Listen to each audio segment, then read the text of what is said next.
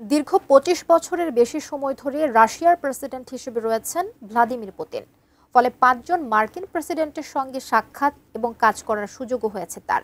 সেই সুবাদে এবার মার্কিন প্রেসিডেন্ট ডোনাল্ড ট্রাম্প এবং পুতিনের মধ্যে বহুল আলোচিত দ্বিপাক্ষিক বৈঠক সম্পন্ন হয়। তবে এই বৈঠকে জিতে গেছেন পুতিন, কিন্তু প্রশ্ন হচ্ছে কিভাবে জিতলেন তিনি। বিস্তারিত জানাচ্ছেন শেখ ফরিদ।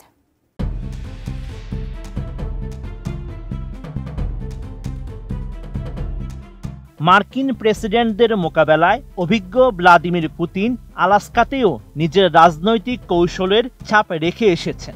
রাশিয়ার এই দীর্ঘদিনের প্রেসিডেন্টকে ঘিরে আবারও আলোচনায় এসেছে যুক্তরাষ্ট্র রাশিয়া সম্পর্ক।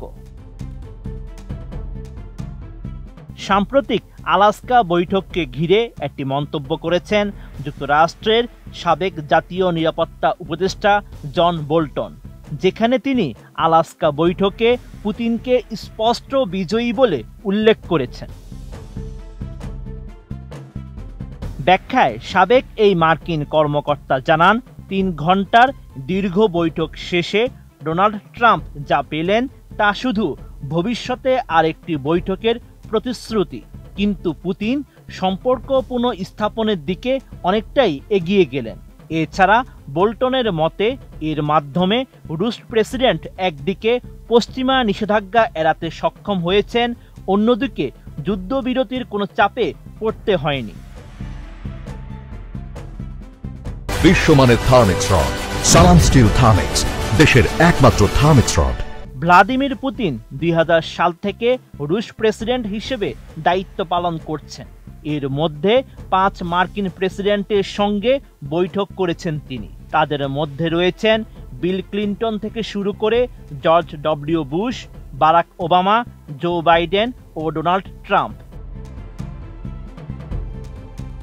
২০০১ সালে স্লোভেনিয়ায় প্রথমবার বুশের সঙ্গে সাক্ষাতে আলোচনায় উঠে এসেছিল অস্ত্র বিস্তার, নেটো সম্প্রসারণ এবং মধ্যপ্রাচ্য ও বলকান অঞ্চলের সংঘাতের মতো জটিল ইস্যু।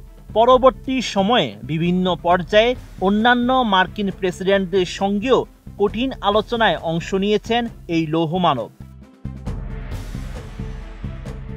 আলাস্কার বৈঠকে 3-on-3 ফরম্যাটে মুখোমুখি হন পুতিন ও ট্রাম্প। যুক্তরাষ্ট্রের পক্ষে ট্রাম্পের সঙ্গে ছিলেন পররাষ্ট্রমন্ত্রী মার্কো রুবিও এবং রাশিয়া বিষয়ক প্রেসিডেন্টের বিশেষ দূত স্টিভ উইটকফ। অপরদিকে রাশিয়ার পক্ষে পুতিনের সঙ্গে ছিলেন পররাষ্ট্রমন্ত্রী সের্গেই ল্যাভরভ ও প্রেসিডেন্টের উপদেষ্টা ইউরি উশাকভ।